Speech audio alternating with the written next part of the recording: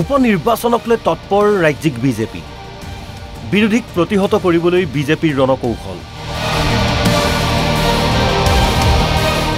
ৰাজ্যত চলিছে উপনিৰ্বাচনৰ বতাহ কংগ্ৰেছে ভিতৰি আৰম্ভ কৰিছে নিৰ্বাচনৰ প্ৰস্তুতি পিছপৰি ৰোৱা নাই এআইইউডিএফ ৫টা সমষ্টি নিজৰ দখললৈ আনিবলৈ আৰম্ভ ৰণকৌশল ইপিনে সদায় দুখোজ আগত চলা বিজেপিৰ অংক আৰম্ভ হৈছে ৫টা সমষ্টিৰ প্ৰাৰ্থী তালিকা ৰাজহুৱা কৰা নাই যদিও সমষ্টিয়ে কাম আৰম্ভ কৰিছে বিজেপিয়ে সিডলি আৰু বঙাইগাঁও মিত্ৰদল ইউপিপিএল আৰু অগপক এৰি দি ধলাই বিহালী আৰু সামগ্ৰীত প্ৰতিদ্বন্দ্বিতা কৰিব বিজেপিয়ে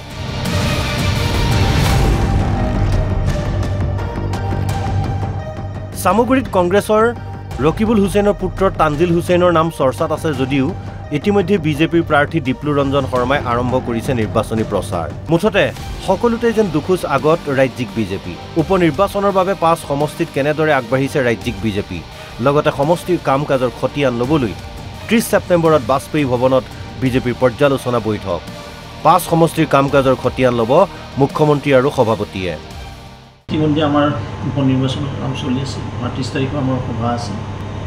৫টা বিধানসভা উপনিৰ্বাচন যি হ'বলৈ গৈ আছে তাৰ কাৰণে আমি পৰ্যালোচনা বৈঠক অনুষ্ঠিত কৰিছোঁ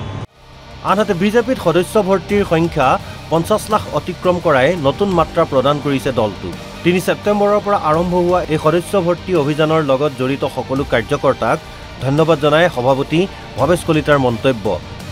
২২ দিনত ৫০ লাখ সদস্যৰ সংখ্যা অতিক্ৰম কৰিছে বিজেপিৰ ৩০ ছেপ্টেম্বৰলৈ ৬০ লাখ টাৰ্গেট কৰিছে বিজেপিয়ে যোৱাকালি আমি আমাৰ এই দলৰ সদস্যতা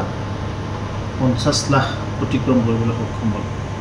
এই ক্ষেত্ৰত মই মাননীয় মুখ্যমন্ত্ৰী মহোদয়ক ধন্যবাদ দিছোঁ ২২ দিনতে এই কামখিনি কৰিবলৈ সক্ষম হৈছে আৰু প্ৰতিজন শ্ৰদ্ধাভাজন কাৰ্যকৰ্তা বন্ধু আমাৰ শুভাকাংক্ষী যিসকলে এই সদস্যতা অভিযানত তীব্ৰতৰ কৰি ৫০ লাখৰ অধিক যাবলৈ সক্ষম হ'ল আমাৰ এতিয়া যিটো আমি পাইছোঁ আমাৰ যিটো ট্ৰেণ্ড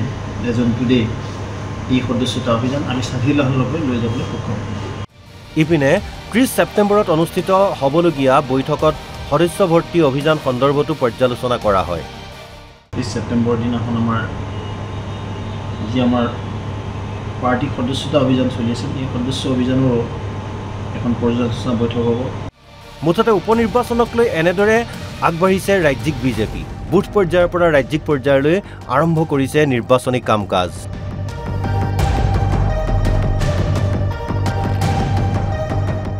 ভিডিঅ' জাৰ্নেলিষ্ট ৰূপেন হীৰাৰ সহযোগত বিচিত্ৰ ৰাজবংশী ৰিপোৰ্ট NB নিউজ